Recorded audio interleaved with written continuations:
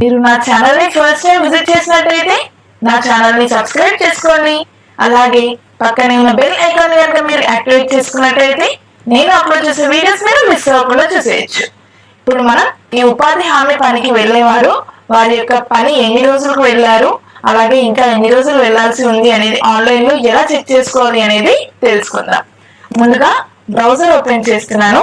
So ఈ website యొక్క link నేను డిస్క్రిప్షన్ లో ప్రొవైడ్ చేస్తాను. సో డిస్క్రిప్షన్ లో ఉన్న లింక్ పైన క్లిక్ చేయగానే మీకు వెబ్సైట్ అయితే ఈ విధంగా ఓపెన్ అయిపోతుంది. సో ఇక్కడ అన్ని స్టేట్స్ ఉన్నాయి కదా, సో ఇక్కడ ఏ స్టేట్ చెక్ చేసుకోవాలనుకున్నా సేమ్ ప్రాసెస్ లో మీరు చెక్ చేసుకోవచ్చు. సో ఇక్కడ ఉన్న స్టేట్స్ లో మీది ఏ స్టేట్ అయితే ఆ స్టేట్ ఇక్కడ సెలెక్ట్ చేసుకోవాలి. సో ఇక్కడ నేను స్టేట్ సెలెక్ట్ చేసుకుంటున్నాను. సో మనం ఇక్కడ స్టేట్ సెలెక్ట్ చేసుకోగానే మనం సెలెక్ట్ చేసుకున్న స్టేట్ కి సంబంధించిన డిస్ట్రిక్ట్స్ అన్ని మనకి ఇక్కడ కనిపిస్తాయి. సో ఇందులో మీది ఏ డిస్ట్రిక్ట్ అయితే ఆ డిస్ట్రిక్ట్ ఇక్కడ సెలెక్ట్ చేసుకోవాలి. సో డిస్ట్రిక్ట్ కూడా సెలెక్ట్ చేసుకున్న తర్వాత సో ఆ డిస్ట్రిక్ట్ కి సంబంధించిన బ్లాక్స్ అన్ని మనకి ఇక్కడ ఓపెన్ అయిపోతాయి, అంటే మండల్స్ మనకి ఇక్కడ ఓపెన్ అయిపోతాయి. సో ఇందులో మీ విలేజ్ యొక్క మండల్ ఏది అనేది ఇక్కడ క్లిక్ చేసుకోవాలి. సో మండల్ క్లిక్ చేసుకోగానే ఆ యొక్క మండల్ కి సంబంధించిన పంచాయత్స్ మొత్తం ఇక్కడ ఓపెన్ అయిపోతాయి, అంటే విలేజెస్ మొత్తం మనకి ఇక్కడ కనిపిస్తాయి. సో ఇందులో మీది ఏ విలేజ్ అయితే ఆ యొక్క విలేజ్ మీరు ఇక్కడ క్లిక్ చేసుకోవాలి.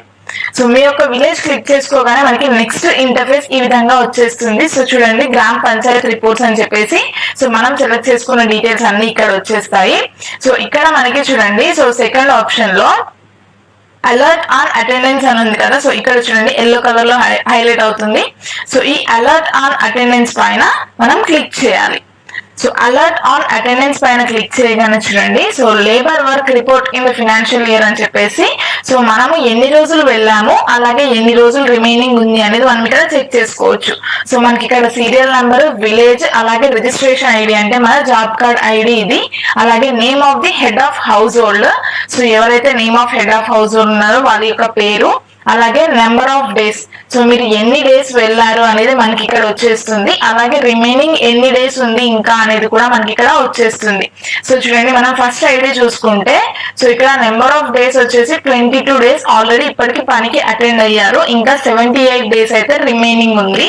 సో అలాగే ఇక్కడ చూడండి, సో 0, సో మనకి ఇక్కడ అసలు ఎప్పుడు అటెండ్ అవ్వలేదు. అండ్ ఇక్కడ చూసుకుంటే 100 డేస్ ఇంకా రిమైనింగ్ ఉంది. సో అసలు అటెండ్ అవ్వలేదు కాబట్టి 100 డేస్ రిమైనింగ్ వరకు అలాగే ఉంది.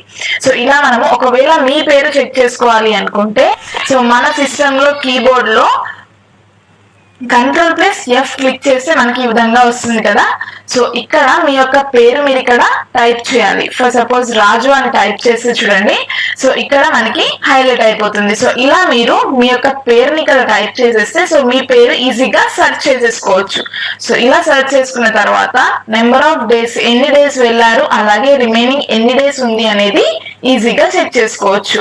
సో ఇదే విధంగా మీరు ఏ స్టేట్ అయినా సరే, ఏ విలేజ్ అయినా సరే, మీరు నేను చూపించిన ప్రాసెస్ లో ఈజీగా మీ యొక్క ఉపాధి హామీ పనికి ఎన్ని రోజులు వెళ్ళారు, అలాగే ఇంకా ఎన్ని రోజులు రిమైనింగ్ ఉంది అనేది ఆన్లైన్ లో ఈజీగా చెక్ చేసుకోవచ్చు.